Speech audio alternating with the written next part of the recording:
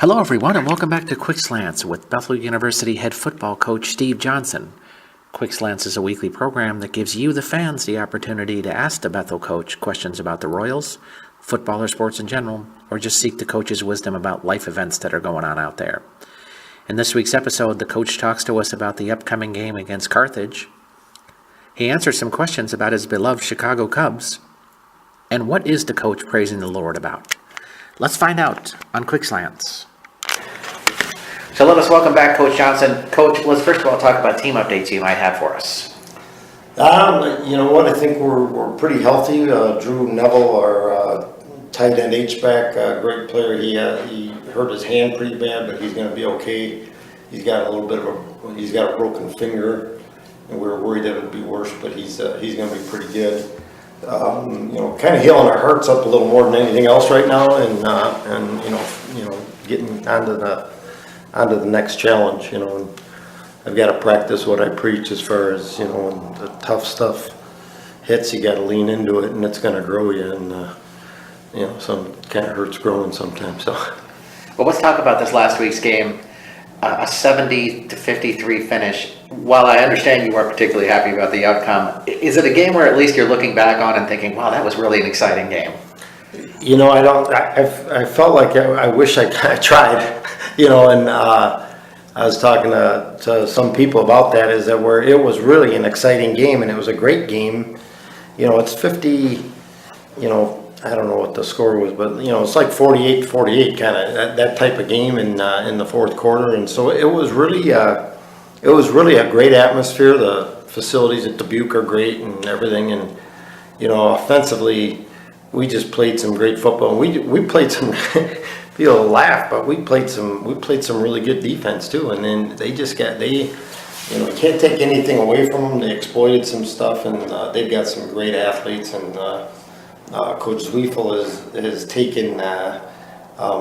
He's just got a lot of speed, and they're just boom, boom, boom, and they took advantage of some things where I take full responsibility for the problems, and that we're a little younger on defense, and so we kind of pride ourselves in being simple and sound and having that core, not only in our football but in our lives, and that foundation. And I think that maybe we had a little bit more. I'm not sure if the guys if we kind of muddled their minds a little bit, and so our fault on that, and we'll make those corrections as this week goes. But I tried really hard. I mean, I really did enjoy.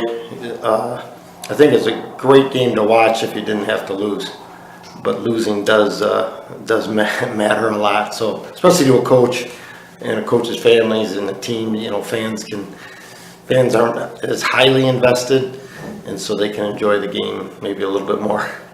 Andrew Zurich throws for 416 yards and 3 touchdowns for you. Quite an impressive performance for him. Yeah, Andrew's really he's done a great job in the off season, just both mentally understand the game better and physically, and he's done a great job. He and Trey and Jake Marsh and Joe Carlson, we have 4 quarterbacks that we just have a lot of faith in, and they're really good. And they're probably pretty excited that we've got such weapons to get them for those guys to get it to, but they've really got to run the thing. And I'm just really proud of Andrew and how he played, and his toughness in there. And he got hurt a little bit. Trey came in and boom, didn't miss a beat.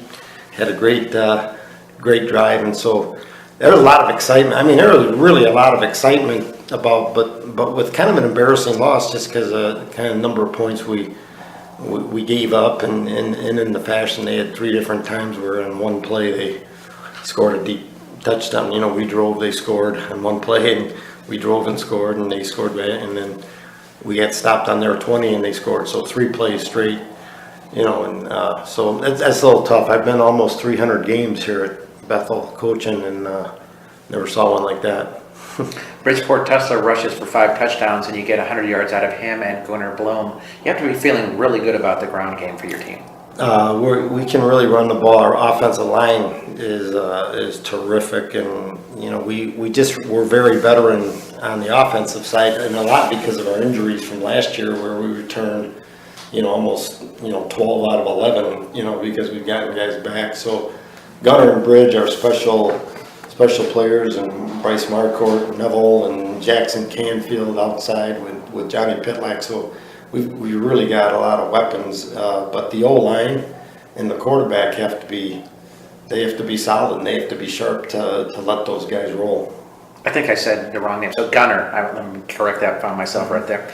The defense gave up 643 yards passing. Is that just their quarterback having a career day, or is there just kind of the growing pains of having a younger team? You know, we have a saying that it's not anything, it's everything. So you can't say it's this or that or this guy or that. Their guy, you know, he was hot, but he's throwing to some elite sprinters, you know, and they had to make the plays. It's not like, you know, it's not like everything was super easy, but we did make it a little easier than we should have, and we need to make those corrections, and we will. And you know, that's not the kids' fault. That's my fault, and we need to simplify to make sure that each guy knows what to do and how to do it, and that's the only way you can gain confidence. And so, you know, we didn't adjust quick enough, and we didn't. You know, again, it's a coach's thing, but they have a great. We went into the game, and first games are a little tough, but we went into the game. They have a great running back, and he's a big guy, and he's a great player, and he didn't hurt us at all. And so you know, they outcoached us, in my opinion. So that's what happened. But 640 yards passing is a little above outcoached, so that's pretty. You know what I mean? So that's what I mean. It's a lot of things. You know, they're good. Smart game plan, poor job by us, you know, so it all kind of blends in. There are a lot of great things that happened in this last week. So what are the positives you take away from a game like that? I liked the heart of our guys. You know, I think they play well to the end, and our defense, our guys genuinely love each other, care about each other, and you know, we'll hold each other accountable, but you know, you win together and you lose together, and it's a team deal. And yeah, I'm proud of the way. I'm proud of the. You know, we kind of have this thing where what's next? Let's go. That's next. You know, no matter what, and you gotta do that. You gotta live that way. You gotta play that way. So I was proud of that for the most part. A little bit. We struggled a little bit at the end where a little frustration gets in, and you just gotta, you know, you gotta swallow it and hang in there and fight, lean into this adversity, and come back this week and, you know, get a fresh taste in our mouth. That's one of the tough things. I was talking to our soccer coach this week, and you know, he's just feeling bad. He said, I feel bad for you because you guys got to wait a week. He said, we could have a crummy performance, and 2 days later we get to wash it away and play again. And so, you know, but in another way, we're going to embrace that and say, hey, okay, we got time to fix this and understand this and do those things. And, you know, each game is a different picture. And, you know, we're going to be explosive offensively, but it doesn't mean we're going to score 53 and get, you know, 730 yards.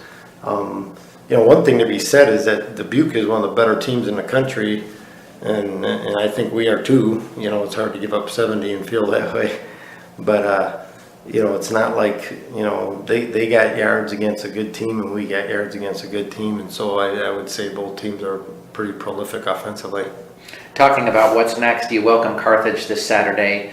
Coach Yeager really seems to have this team on the rise. What are some things you're seeing that he's doing that you really are impressed by? Well, you know, the thing, I know that league a little bit, and but they have really been, Carthage has been kind of so-so or even below, and he's really done a great job last few seasons. I think when he came there, I think they were coming off 1-9, and they've really come into to have a voice in that league a little bit, and it's a beautiful place, and he's done a great job. I watch them on film, and I just see they've got some speed. They've got some real good speed, and they're strong fundamentally, and you can just see that. And there's a good recruiting base out of the Chicago area, and then, you know, lower Wisconsin. So I think he's done a great job. You can see fundamentally they're sound, and they've got some speed.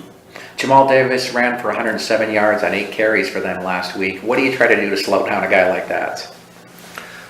You know what, we do pay attention. We feel that we got to stop the run, and then we got to, we did that. Dubuque had 17 yards going in the fourth quarter, and they got a lot of their yards at the end when they were just trying to run the clock out. But we'll pay great attention to the running game, and you really, a guy like that, you want to keep him away from having an average like he had last week. If he's got 8 carries, he can have 45 yards, but you just can't give him. You can't give him 108, on 8 carries. If he's got 25 carries, I'm okay with 108. So those are the things where you have to tackle well, and you have to make the plays as you can right there. Now, they scored 21 points in the fourth quarter to kind of close out their game last week. Because you'd given up the 27 in the fourth quarter this past week, do you feel like you really need to get across, we got to close things out here? Yeah, I really do. We had the lead late in the game, and going into the fourth quarter, and a 2-score lead in the third quarter. But I think that there is a 60-minute deal was give your heart away for the whole 60. Is that's an important piece, and I think that's something that we always talk about. And but I think that's the way that game went. But that's how. I think that's how games go. I think we ran out of gas offensively a little bit last week, where we ran 99 plays, which is unheard of. Yeah, and part of that was that they scored pretty fast, especially in that second half barrage. So we weren't quite as effective in the fourth quarter offensively, whereas we need to control the ball a little bit more in the fourth quarter. So that's how that translates in real. In real life, we need to control the football in the fourth quarter. Heading into our fan questions this week, we first of all begin with Steve from Arden Hills, who says, after last week's game, he's wondering what kind of game you prefer, a high-scoring affair or one that is a low-scoring tight battle? One that we win is the first thing, but so I was thinking of that. I don't know if I would have liked to get shut out. We lost by 17, and it just felt, because we were scoring so much, it feels real little. But if you lost 17-0, that's a big, so I'd probably prefer, I don't prefer losing, but if you have to, I probably would have I don't know. It really was a tight game, so, but low scoring, I think our defensive coaches obviously would want low scoring, and our offense likes a high, so. Tim from Hudson would like to know, would you like to see the MIAC expand so that there's more teams in the league? I don't know. You don't want to expand just to expand. I think we have one of the best leagues, if not the best in the country, as far as the scope and the real makeup of our team, or of our teams. And if somebody fits, I think it would be great to even that out. We lost McAllister in football a while back, and that was a little bit of a trial. At the same time, I kind of like having a couple of non-conference games, to go with. So that's a hard question. I think I'd love to have it if somebody's really a good fit academically and athletically and everything else. I think it'd be cool to expand. Is 10 the maximum amount of games you can play in Division III? I'm just curious. It is okay. Mm-hmm. It is okay. Heading into our Major League Baseball questions, we first of all begin with Blake from Chicago, who says, how many wins do you think the Cubs will finish with this season? Currently, First of all, I want to thank you for talking about the Cubs and not the Dubuque game. I think, one of the things that I love that, manager Madden's got them doing is that they just play every day. They don't, they're not kind of thinking about the record and all those other things. And, I can see them winning 105. It kind of depends who they face and what the matchups are and so on and so forth. But they're doing a good job, I think, of keeping them fresh. Just last night, if the guy doesn't rob Rizzo, you get an extra innings game. So it's 2-1, 3 home runs. So I just worries me a tinge. If anybody wants to know, is that there's once in a while, we can get our bats go silent, and we're a little bit we struggle sometimes with a real good pitcher, but I don't know. I don't even know who the Brewers threw, but we haven't been scoring runs. So when we get to the playoffs, we need those guys to be knocking the ball down. Blake would also like to know, do you think that because of what you've seen from the Cubs so far, and everyone seems to be confident about them, are you worried about the Cubs being this good, what that will mean for them? No, I think they're really good. If they don't win it, they don't win it, but they're as good as they are. They're really, baseball's a funny game, and you can win and lose, and probably more than any other game where a great pitcher can dominate, and that's where I think Mets have a little advantage, and if Kershaw's available, the Dodgers and even the Giants with Baumgartner. So I think, but in hockey it's like that a little bit. You get a great goalie, guy stands on his head, and he can kind of dominate a series. So football's a little different that way, but you don't have a 7-game series either. So you can't worry about the Cubs. They're good, and if they don't win, they don't win, but they put themselves in a position where they don't have to squeak in with the wild card and stuff like that. So Christian from Chicago would like to know how you felt about the Derrick Rose being traded away. I'm kind of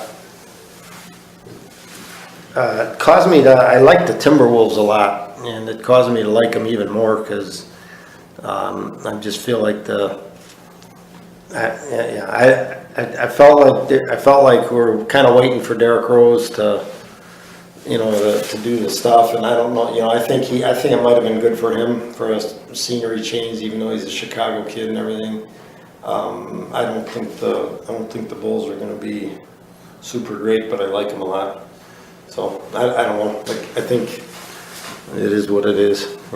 I've always had the impression you were kind of a Tom Thibodeau fan anyway. So. I really do. I really like Tom Thibodeau. I like that defense. I like the toughness, and then I like and I live about 8 blocks from Target Center, and so I'm always a Chicago everything, but I'm pretty excited about Timberwolves.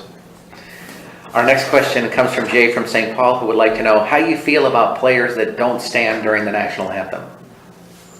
I don't feel great about that. I don't know if that's getting a message that's. I don't know if that's in America. I don't know if America is to blame. There's some times where you just kind of. I don't know. We preach, and I want to be I want to be a happy idiot because I'm so grateful, and I think we have a lot to be grateful for in our nation. So, and I think that a lot of people. I teach a class that went overseas about World War II, and we're free. We're free because of that, those men, that flag, and so, I know that we do discriminate, and there's a lot of bad stuff, but I don't know that not standing for the flag, I kind of feel like a little bit like, maybe, because I think it's an ancestor thing. It's not right now. And I think that there's people that have given their lives for the place, and so I think if you're not, I don't think it's the right medium to what Kaepernick's doing, in my opinion. So, but it's just my opinion. Zach would like to know, can you believe that it's been almost 15 years since 9/11? Yeah, that's a sobering deal, and it doesn't seem like in a good way. It doesn't seem like it was that long ago.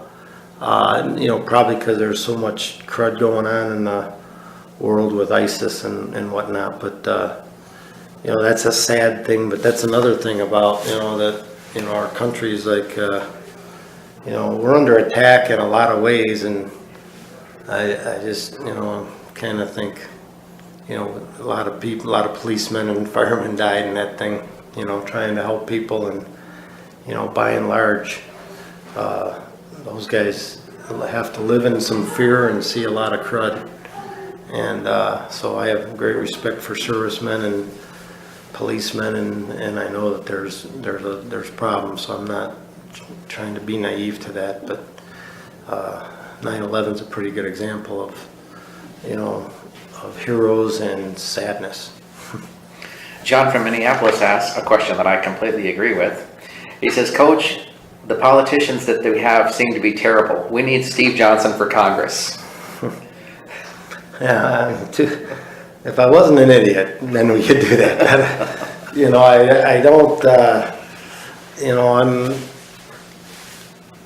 I don't think I could ever be in Congress because I kind of want to trade, I have enough time telling myself the truth, let alone everybody else. And I feel like in politics, you know, it feels like we can't really, you know, say what we feel, or, you know, because then you get labeled or whatever. So I guess my job is to pray for our leaders and, you know, try to be one in my own little world.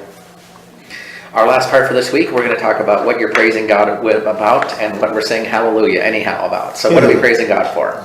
I'm praising God that we got a group of guys in our football team that love each other, and we're hurting right now, and you know, maybe a little embarrassed, and that's okay, you know. And I think we'll fight through that stuff and hang together. And you know, the opposite is kind of a death, and so we can't do that. And so I'm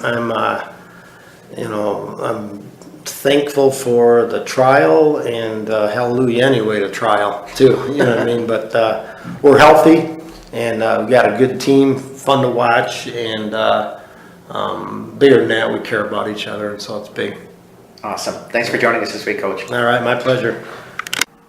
We want to thank Coach Steve Johnson for joining us this week. If you have your own questions you'd like to ask the coach, please send them to us at stevejohnson@minorleaguesportsupport.com. That's stevejohnson@minorleaguesportsupport.com. Please have your questions to us by Wednesday evening so we can give the coach a little time to review them before we record the show. I'm Rob Pannier, the managing editor of the Minor League Sports Report, and